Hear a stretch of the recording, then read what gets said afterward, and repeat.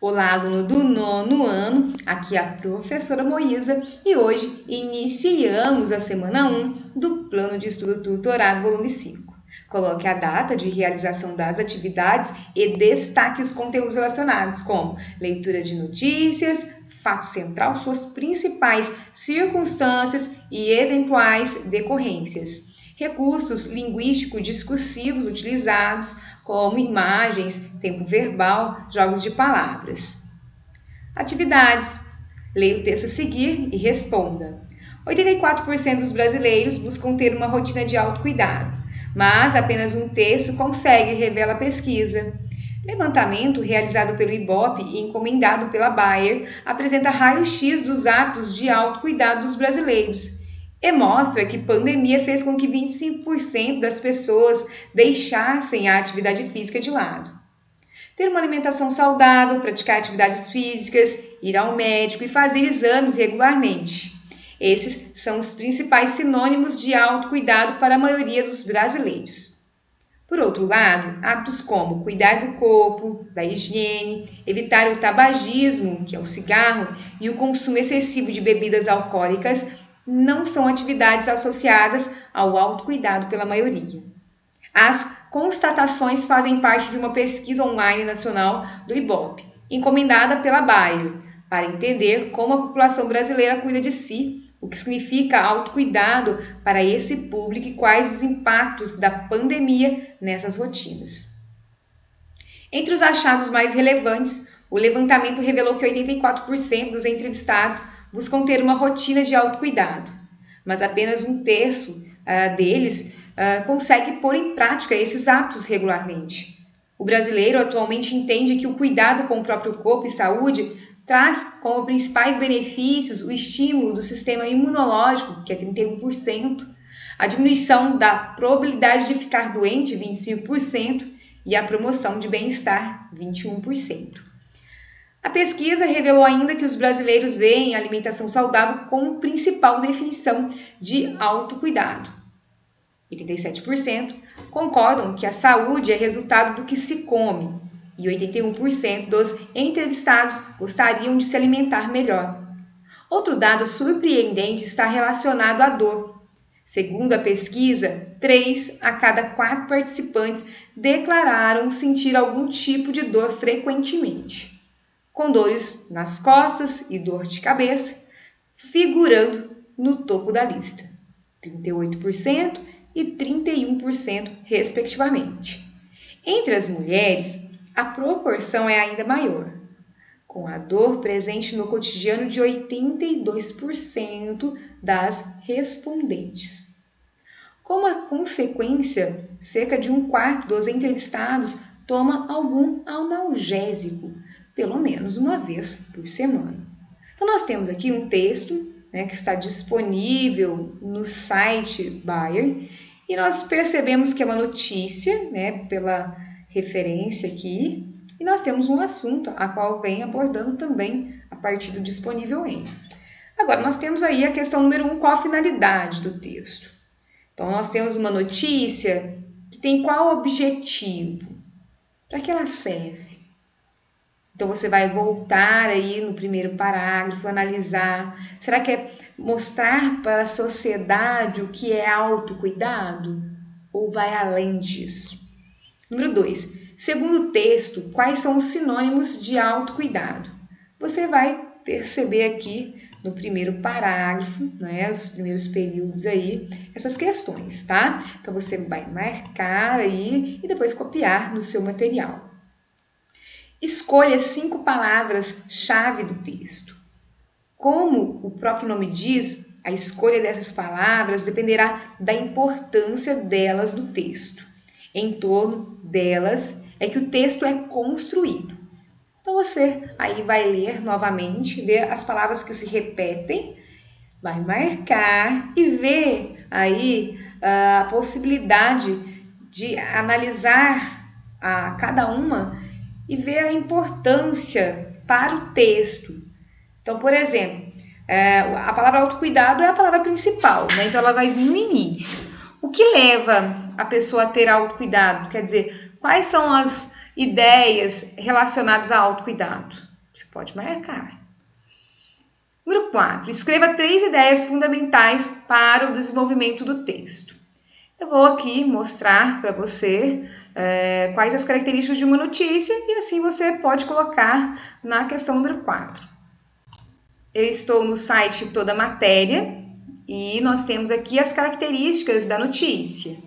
Então, é um texto de cunho informativo, né, que contém aí trechos descritivos e depois narrativos. São textos curtos, vinculados aí, aos meios de comunicação. Tem linguagem formal, clara e objetiva. E possui, né, um título que nós chamamos de manchete. Temos também o subtítulo e descreve fatos reais, atuais do cotidiano. A estrutura, né, como eu fui falando para você, nós temos o título principal, que é a manchete. Nós temos a lead, que é o primeiro parágrafo, a qual vem aqui abordando algumas características. Você pode colocar aí no pause e seguir. E nós temos o corpo da notícia, que vem descrevendo todas essas questões. Continuando aqui, número 5, qual é o assunto tratado no texto? Eu disse aí para, né, você que essa ideia do disponível em traz aí algumas questões. Leia com muita atenção e responda. Número 6, que circunstâncias levaram à realização da pesquisa noticiada? Você vai perceber aqui a partir aí do segundo parágrafo, mas você também pode analisar o subtítulo e também a manchete para responder. Atividade 2. Leia a explicação sobre figuras de linguagem e em seguida leia os textos a seguir e responda. Figuras de linguagem são recursos estilísticos usados para criar efeitos de sentido nos textos. Veja alguns desses recursos. Você pode anotar aí no caderno ou destacar as partes aí mais importantes. É uma matéria aí que você vai estudar em seu ensino médio.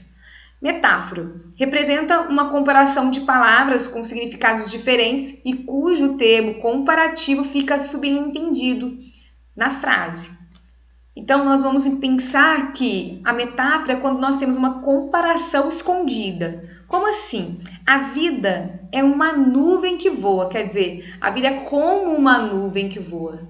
Então, eu utilizo aí o verbo é para afirmar, mas esse sentido é figurado, ok? Metonímia é a transposição de significados considerando a parte pelo todo. Exemplo.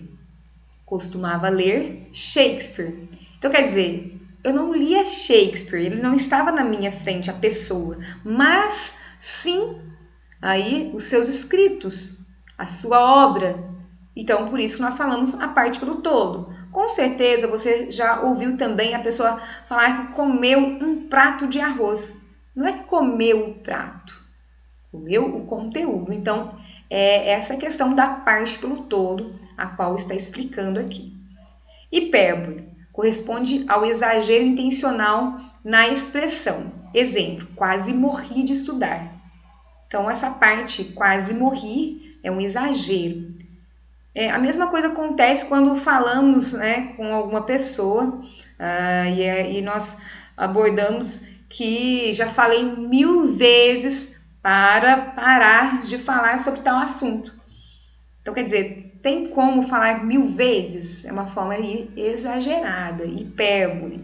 Eufemismo, utilizado para suavizar o discurso. Exemplo, entregou a alma a Deus. A frase informa a morte de alguém. Então, quer dizer, a alma a Deus seria uma forma de suavizar. Então, é igual quando nós temos, bateu as botas. Tá? Então, nós suavizamos a questão. Personificação ou prosopopeia é a atribuição de qualidades e sentimentos humanos a seres irracionais. O jardim olhava as crianças sem dizer nada. Tem como o jardim olhar? Não. Nós percebemos muito aí da personificação e da prosopopeia em fábulas, tá? Antíteses. É o uso de termos que têm sentidos opostos. Exemplo, toda a guerra finaliza por onde devia ter começado, a paz. Então, por exemplo, nós temos guerra. Qual que é o contrário de guerra? Paz. Então, nós vamos entender que essas palavras se opõem, igual amigo, inimigo. E isso é uma antítese. Aqui nós temos finaliza e começa, que também acaba sendo esse sentido oposto. Pleonasmo é a repetição da palavra ou da ideia contida nela para intensificar o significado. Exemplo: a mim me parece que isso está errado. Parece-me que isso está errado. De forma mais assim resumida, né? Nós falamos que é o pleonasmo vicioso. Então, por exemplo, se eu falo que eu subi lá em cima, quer dizer, se eu subi, logicamente, foi em cima, né? Então, nessas ideias, né, nós podemos então resolver os exercícios. Leia os textos e indique qual figura de linguagem foi utilizada em cada um deles. Então, você irá escolher uma dessas figuras, as quais nós fomos aí lendo. Cascas. Limão desabafa. Já passei muito aperto na minha vida. Aqui, a natureza é a estrela. Então, você vai perceber que o limão falou algo. Quer dizer, quando eu dou vida a seres que são inanimados, qual figura? Você pode colocar, tá? Se você achar outra figura também, eu acredito que tem uma outra aqui, que é aquela da comparação, você pode colocar também. Texto 2. Banho e tosa. Aqui o seu cão sai um gato. Então, vamos pensar. Ele sai um gato, ele sai como se fosse um gato. Então, qual figura de linguagem que nós temos? Texto 3. 5 novidades para deixar você de boca aberta. Fechada, aberta, fechada, aberta, fechada, aberta. É aquele sentido oposto. Lembra que eu expliquei? Amigo, inimigo? Então, você coloque aí a figura. Número 2, qual a importância das figuras de linguagem nos textos acima? Vou trazer também aqui uma parte a qual aborda essa questão. Então, nós temos aqui as figuras de linguagem a favor da propaganda. Então, aqui, olha, para a linguagem publicitária, considerar as especificidades gramaticais é muito importante. Porém, o sucesso de uma campanha consiste mesmo no vasto conhecimento dos profissionais da área sobre as figuras de linguagem. Aí vem falando aqui embaixo, o bom publicitário sabe que a palavra tem poder de criar, destruir, de prometer e negar. Por isso, usa esses recursos como os principais instrumentos para convencer o receptor da mensagem a adquirir o produto vinculado. Ele sabe que as expressões figurativas, quer dizer, o sentido figurado, criam efeitos surpreendentes e conseguem quebrar a significação própria e esperada de um campo de palavras.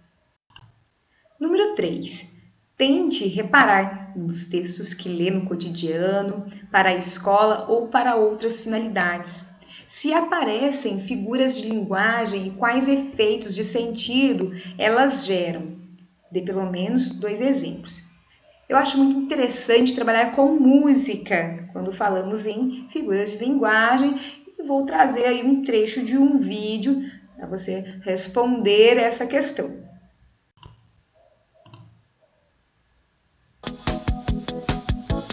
Por você, eu dançaria tango no teto, eu limparia os trilhos do metrô, eu iria a pé do Rio a Salvador.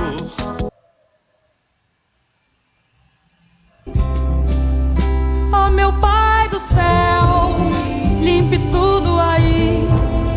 Vai chegar a rainha precisando dormir. Eu sou país do futebol, negou a técnico sambo, tocou Neymar, A lua me traiu, acreditei. A lua me traiu. os dias quando acordo. Não tenho mais o tempo que passou, mas tenho muito tempo. Temos todo o tempo do mundo.